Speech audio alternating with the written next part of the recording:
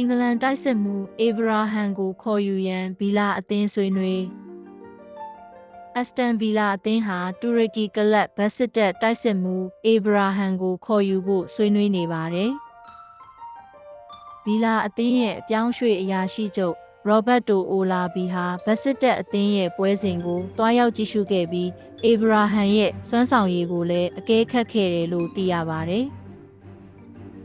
ဗီလာတာဝန်ရှိသူတွေဟာဇန်နဝါရီ20ရက်ကဘတ်စစ်တပ်အသင်းနဲ့လည်းဆွေးနွေးခဲ့ပြီးအေဗရာဟမ်ကိုခေါ်ယူဖို့နှီးစပ်လာခဲ့တာပါ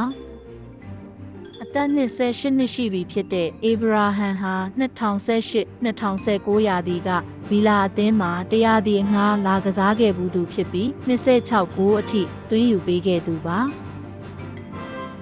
အခုနှစ်ရာသီမှာဘတ်စစ်တပ်အတွက်ပြိုင်ပွဲစုံ26ပွဲကစားပြီးမှ73ဂိုးသွင်း3ကြိမ်ကိုဖန်တီးခဲ့သူဖြစ်ပါတယ်။